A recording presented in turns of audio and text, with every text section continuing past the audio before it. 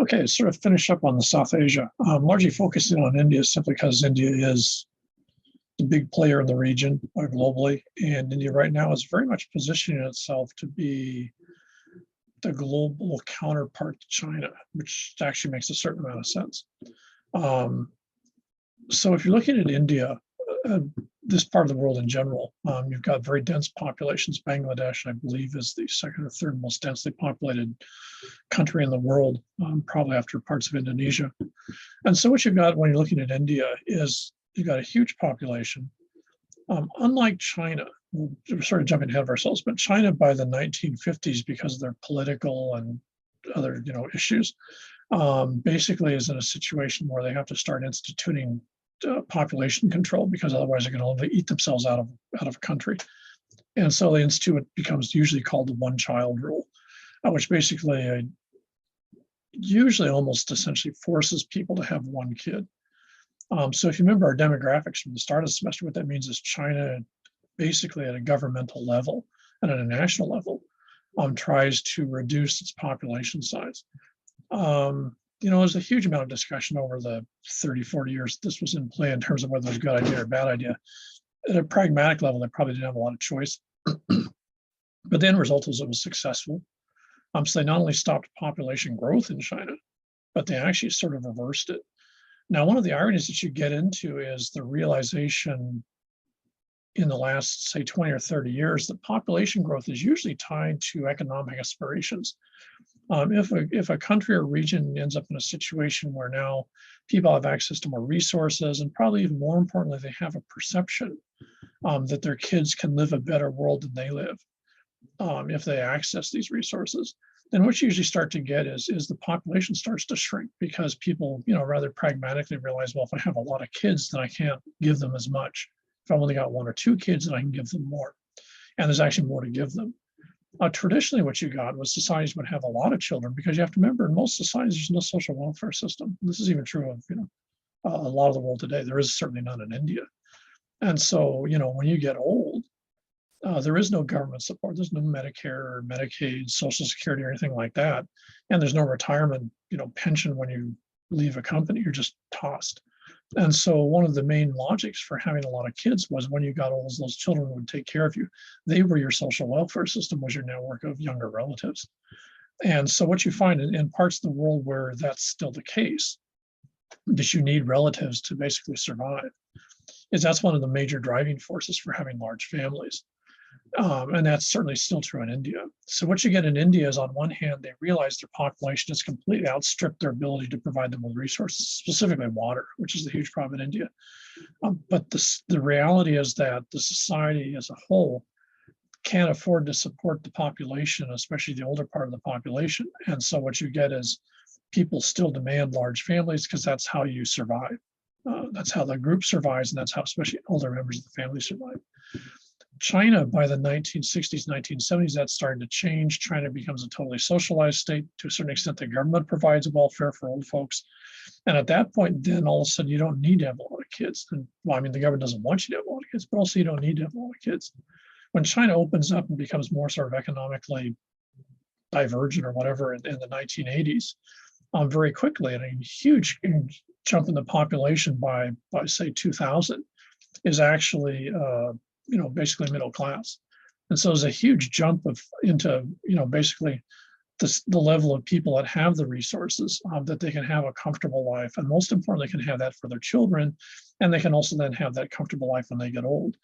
And so what happens is, even though originally the government was instituting basically population control, by the 1990s, 2000, people weren't interested in a lot of kids anyways. And so the government quits having to mandate it pretty much because no one's doing it. Now, what the government hadn't planned on is that by the early 2000 period, as the population actually starts to drop significantly in China, just because people decide they don't want to have a lot of kids, they want to have one or two kids and provide them with more, and that way the kid can support them when they get old, and the government will. And so what you get in China is you very quickly, the whole thing sort of escalates out of what the government intended. The government intended the population to sort of level off. But the population in China is one of the most rapidly dropping populations in the world. it's very quickly starting to look like Korea, Japan, and parts of Europe, and to a certain extent the United States, where folks that have anything in the way of resources aren't having kids at all. And so China's ironically in the situation that as of 2 years ago, given the fact that just 10 years ago, the one-child rule was still in place. 2 years ago, the Chinese government actually started to do a huge amount of advertising, provide benefits to people that have more than one kid. So China's in a situation where the population is shrinking. And most importantly, if you remember when we're talking about demographics, the working level population, basically younger folks, is really rapidly shrinking. And it's become a huge concern in China. So ironically, they've gone from too many people, how do we control, to not enough people, how do we expand it, in literally 10 years. India hasn't had because they don't have effective child support or child growth, demographic patterns.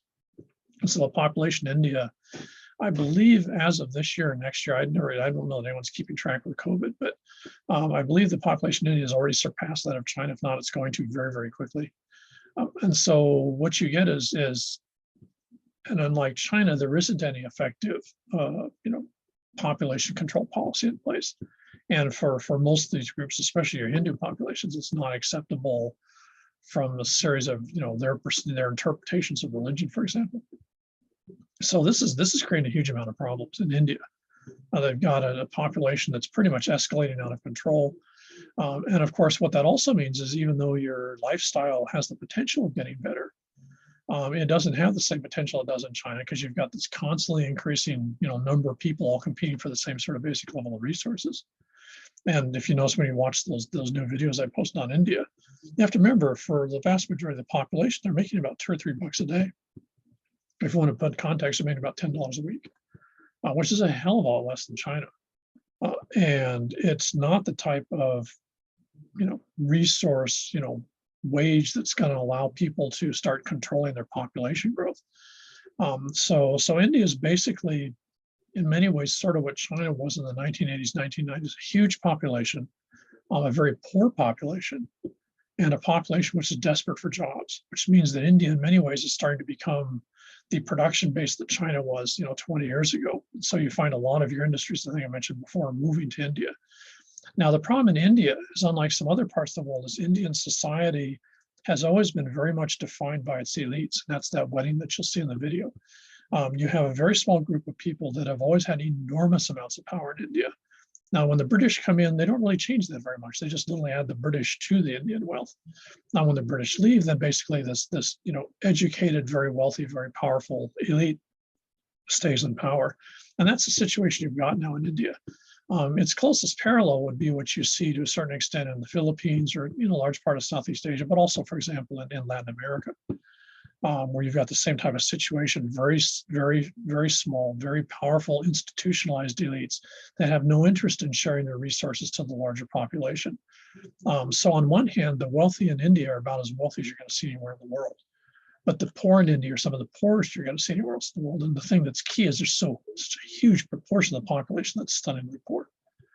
And so in that situation, what you get is it's a very complex society. To a certain extent, that video sort of show a little bit of that. But India is sort of a huge mystery to the West. And I'm not really sure why. Just, again, I think for especially the United States, any place outside of our immediate purview is sort of not of interest. But it's, there's, among other things, Mumbai is the world's largest, computer coding place in the world. If you're involved in coding, I know when we were doing coding, you contract to guys in Mumbai to actually write the code. And they did that for almost everyone in the world. They are the computer center of the planet. And that's, and that makes them hugely powerful. Not too far away, actually, in Mumbai, you also have Bollywood, which is usually called Bollywood. India is the largest single producer of shows, sitcoms, soap operas, movies, you name it. I think roughly 60% of the world's video productions are done in India, in Mumbai and Bollywood. And so a huge proportion of the world's population watches Indian video, Indian TV, not, American or Chinese or whatever. And this is something that's entirely homegrown. So what you get in when you look at this particular area is it's a very complex country. It's got some huge successes. It's got some huge amounts of revenue coming in. but somehow that just gets, coalesced into a very small part of the population. Fundamentalism I talked about before. One of the interesting things about Hindu fundamentalism is that on one hand, it's supposed to be religion-based. So it's based on whether you believe the Hindu faith. Having said that, it also in most cases is actually very, very closely tied to ethnicity.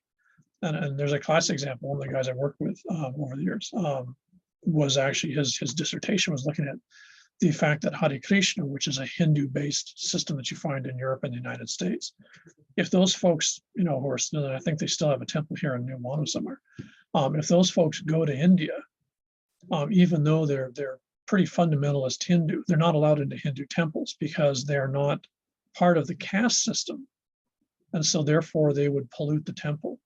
So even though on the religious level they're entirely acceptable, in the social ethnic aspect of the society, they're not acceptable. And so as he pointed out, in fact, what he was studying was the fact that you find Hare Krishna temples in India right next to the Hindu temples, because folks that are practicing Hare Krishna members generally have to go to those temples. They're not allowed into traditional Hindu temples. And so what you get when you look at this region is just a tremendous amount of complexity and conflict.